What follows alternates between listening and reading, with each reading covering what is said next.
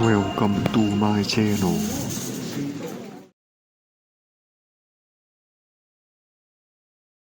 I wasn't supposed to be home. That's the only reason I'm still alive. I'd driven halfway to work when I realized my wallet wasn't in my pocket. I remember being annoyed more than anything. Just another careless morning.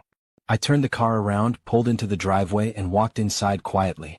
The house felt normal, safe, familiar, until I heard her voice, soft, intimate, coming from our bedroom. "We'll increase the dose tonight," Emily whispered. I froze in the hallway. A man answered her. Comfortable. He hasn't noticed? My chest tightened. Emily gave a quiet laugh. The same one she used when she curled against me on cold nights. "No," she said. "Ryan trusts me." My name sounded wrong in her mouth. Foreign. Disposable. I didn't move. Didn't breathe. The hallway suddenly felt like thin ice beneath my feet. "Soon," she continued softly, "everything will be ours. Ours. Not mine. Not his.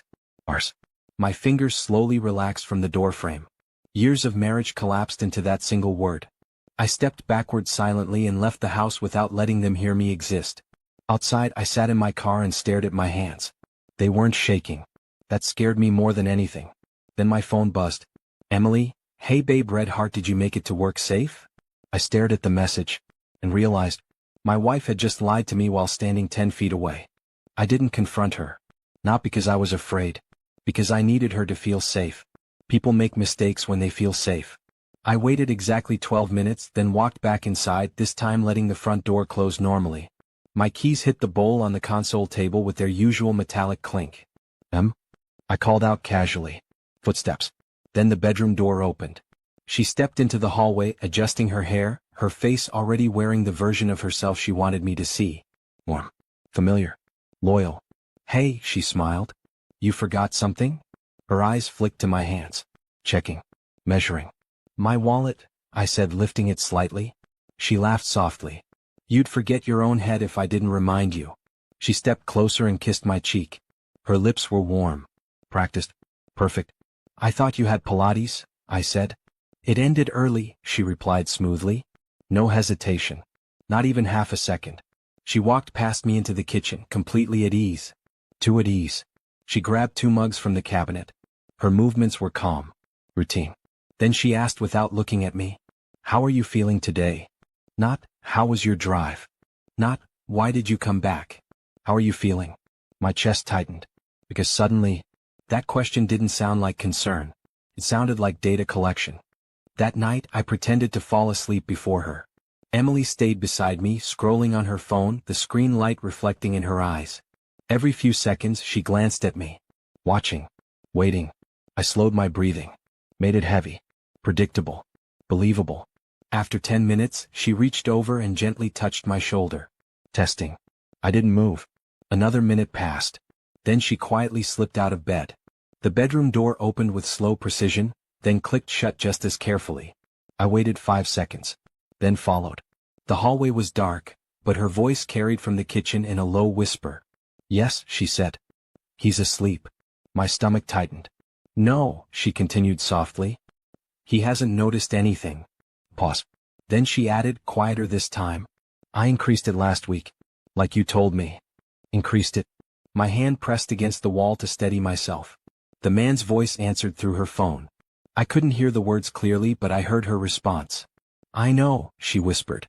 "But once it's done, everything transfers to me anyway." Transfers. Not shares. Transfers. Ownership. Finality. I stepped backward silently before the floor could betray me.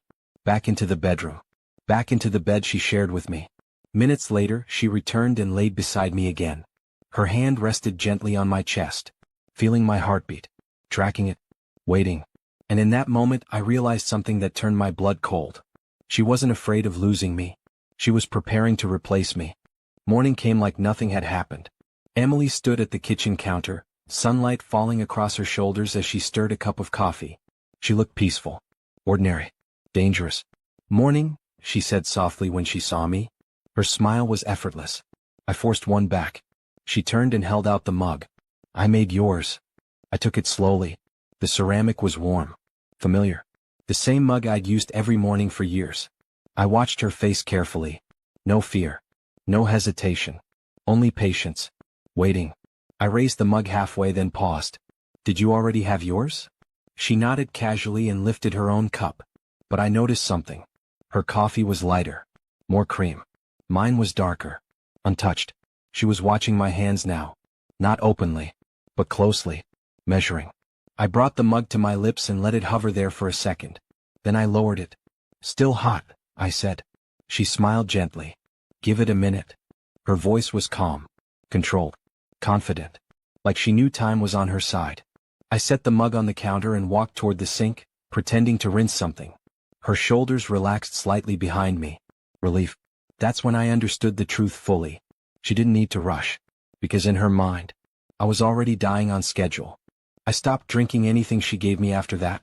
Not abruptly. That would have raised suspicion. Carefully. Strategically. I'd bring the mug to my lips. Tilt it slightly. Let her see the motion.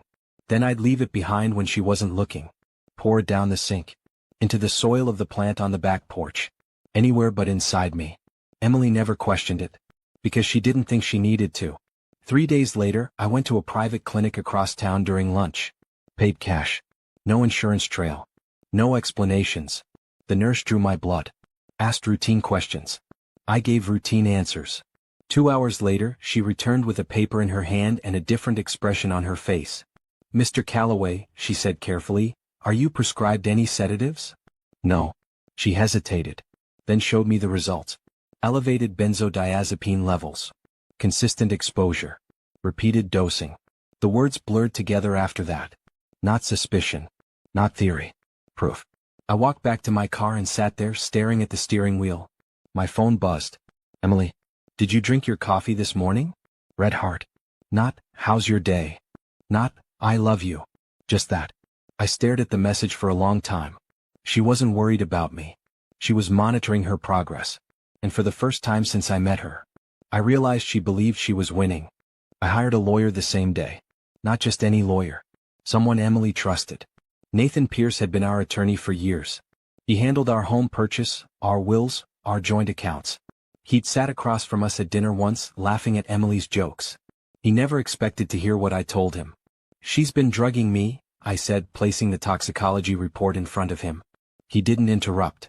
Didn't react immediately. He read every line first. Then looked up. Do not confront her, he said calmly. Not yet. That word mattered. Yet. He explained everything carefully. Evidence.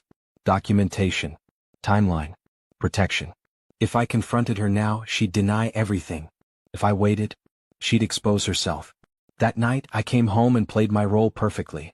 Slower movements. Longer pauses. Forgetting small things intentionally. Emily noticed. I saw it in her eyes. Relief. Confirmation. At dinner, she watched me struggle slightly with my fork.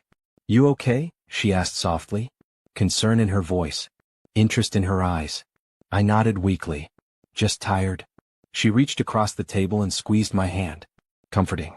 Reassuring. Cruel. Because in her mind it was working. She was already living in the future she wanted. The one where I wasn't there anymore. She smiled at me gently. And I smiled back. Because she had no idea. I had already started removing her from everything. Nathan worked fast. Within 48 hours, everything was in motion. My individual accounts were secured. My life insurance beneficiary was changed. My will was rewritten. Every asset she thought she'd inherit was already out of her reach. Legally. Quietly. Irreversibly. At home, Emily continued her routine. Coffee every morning. Her soft voice. Her careful watching. Her patience. She thought she was ahead. One night, she handed me my mug and stood there longer than usual. You've seemed weaker lately, she said gently. I nodded slowly. Just tired. She stepped closer, resting her hand on my chest. Feeling my heartbeat. Counting. Waiting. I'm here, she whispered. The words sounded comforting. But they weren't for me. They were for her. Reassurance that her plan was still on track. Later that night, she fell asleep beside me. Her breathing deep. Peaceful. Certain. I waited until 2:14 a.m. Then I carefully took her phone from the nightstand. Her fingerprint unlocked it instantly. She never imagined she needed to hide anything from a dying man. Her messages were exactly where I expected. One number. No name. I opened the conversation. And the last message she sent made everything inside me go cold. He's getting worse. Soon everything will be mine. Not ours. Mine. And that's when I knew. It was time to end this. I didn't confront her immediately. I gave her one more morning. Emily stood in the kitchen, humming softly, sunlight warming her face as she stirred my coffee. She looked peaceful. Certain. Like the ending had already been written. She turned and handed me the mug. Here, she said gently. I took it, held it, then set it down untouched. I need to show you something, I said calmly. She froze. Not visibly. But I saw it in her eyes. Fear. I placed the toxicology report on the counter between us. She looked at the paper. Then at me. Then back at the paper. Her lips parted slightly. No words came out. I know, I said quietly. The room went silent. Her entire body changed. Not panic. Not yet. Calculation. Searching for a way out. But there wasn't one. I've already spoken to an attorney, I continued. Everything is documented. Still silence. Still that same paper between us. She wasn't looking at me anymore. She was looking at the end. Because in that moment she understood something she never expected. She hadn't been watching me die. I had been watching her expose herself.